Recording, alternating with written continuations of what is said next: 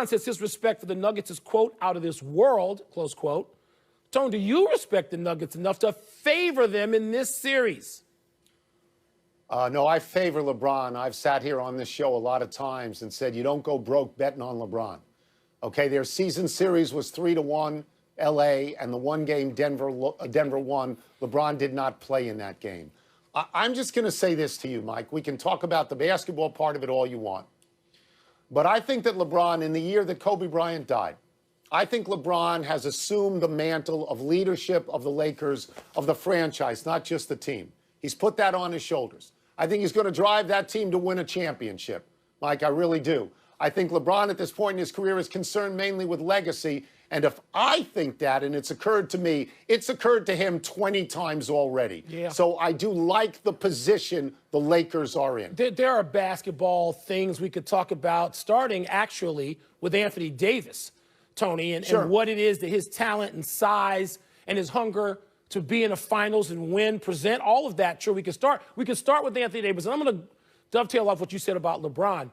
I mean, the one thing the Clippers didn't have, as it turns out, they got a leader in their coach, Doc Rivers. But in terms of players, I mean, guys who can galvanize a team, guys who can challenge a team, guys who can threaten teammates for being lesser when he doesn't want them to be lesser, in that category of guys like, Russell and Magic and Bird and Jordan and Kobe. When you start talking that group of guys, LeBron James is in that group. And you know LeBron James has been watching all of this so closely. And he's got things in his favor he can point to. Denver coming back twice is all you need. But these other series, LeBron can and will use it all. We've seen him do it time after time. I am not going to underestimate Denver anymore. I don't want to get into a prediction about this series. What I do predict, though, is LeBron James will have the Lakers playing as well as they can play from tip-off tonight. So I like Denver, and you have to like Denver. Denver was down 3-1 in 2 series, and they won, and that's never been done before. They've got the grit that Bruce Arians wishes Tom Brady had. And Jokic is wonderful, and Murray is wonderful. Anthony Davis is really good. There's a quote by the coach, Mike Malone, and he said, the biggest question is, are our guys satisfied? Because they've already made history. And you do wonder about that. It's a very interesting concept. Wilbon, you took your shots at Wingfoot yesterday, a memorable way, but we begin today with the Boston Celtics blowing another big lead to the Miami Heat last night and losing again. The Celtics were outscored by 20 points in the third quarter. And after the game, there was shouting emanating from the Boston locker room. It is being reported by The Athletic that Jaylen Brown and Marcus Smart had to be separated. After all that, Brown said, quote, this series is far from over, unquote. Wilbon, is it far from over? Well, not necessarily. I mean, if you go 3-0 down or 3-0 up, then it's essentially over, citing the history of the league. I think there's a long way to go, potentially, and I think there will be a long way to go. I now, Tony, don't really think the Celtics will win. I think Miami will win, but I still think it'll be a long, and it's already been a fascinating series. But, Tony, I'm going to attack a little bit, or at least criticize my brethren, the people in our business. We used to cover a lot of games, you and I, for like 40 years each. And we heard screaming outside locker rooms all the time. And Gary Washburn for the Boston Globe, he's a veteran sports writer and a damn good one. And he made this observation in his piece.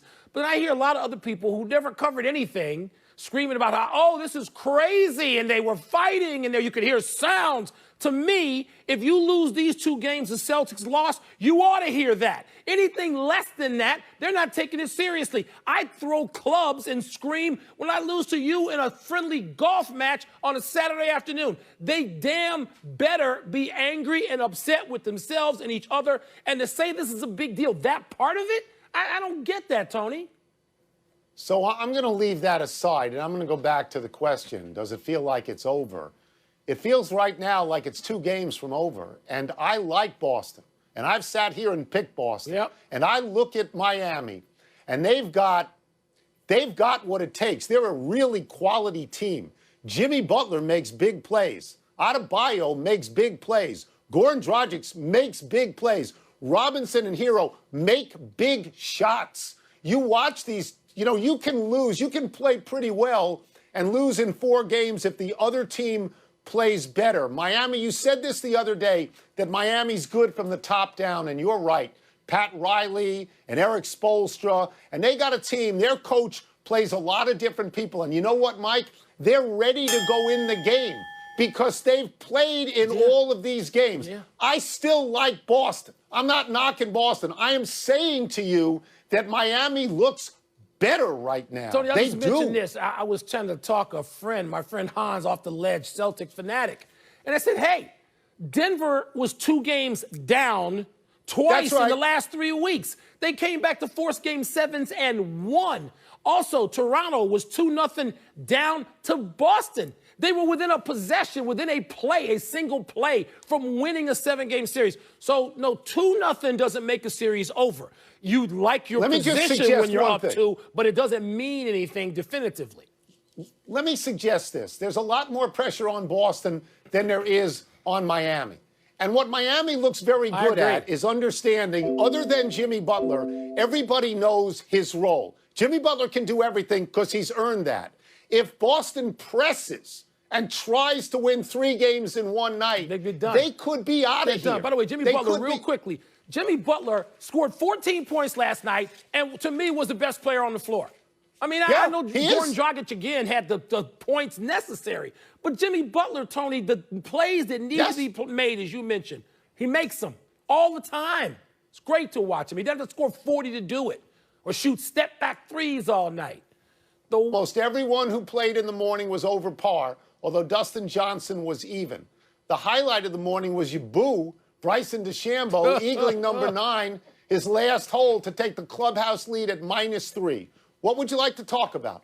I mean, we can first, let me say, yesterday it was easy and it was overhyped. Today, Winged Foot was what we're told is going to be. You know, they were what we thought they were, to paraphrase the great Dennis Green. So Winged Foot was what we were promised it was going to be today. And with the weather cooling down and drying out and the greens drying out and no moisture, it seems like they're going to have that challenge all weekend, Tony. Friday, Saturday, Sunday are going to be tougher than Thursday.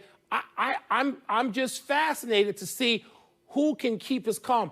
I mean, Tiger had a situation on 18 again, in which it was like you and me on the weekend flubbing a shot. Tiger and just Phil, see you around. Phil. See you around. Wow. Phil, enjoy your Amstel Light. Enjoy that because you're out of the tournament. Come on. Here, look. Here's a couple of things. First of all, you slammed Winged Foot and you praised your own course, which I loved, Olympia Fields. I've loved that you praised your own course. But the people at Winged Foot wanted it to be harder. The USGA set the pins. All right, now they set them differently today. I talked to Steve Sands early this morning. He said it's windy already. It's going to be windy all day. The guys in the afternoon are going to have it tough. The 3 leaders, Reed and McIlroy and Thomas, in their first 9 holes were all in plus. They were all in plus at that point. So it's a much harder golf course than it has been. I think McIlroy may have been +5 on his first 9 or first 8 or something like that. This is the Winged Foot that everybody expected. I know that. Dustin Johnson at +3, he's still, I think, in it. I don't think anybody runs away with it. And I'm feeling pretty good about Thomas, Schauffele, and Webb Simpson, who I picked to win this thing. Webb Simpson. Webb Simpson's got one of these trophies. He's got, Tony, looked pretty good early in his round as well. Look, there's a lot of, again, calm. If you start talking about calm personalities and what it's going to take just to emotionally get through this weekend. And do you think DeChambeau, let's go to DeChambeau for a second, because I didn't think this was his kind of course. I thought he'd try to overpower it. He'd end up in the rough. It wouldn't work.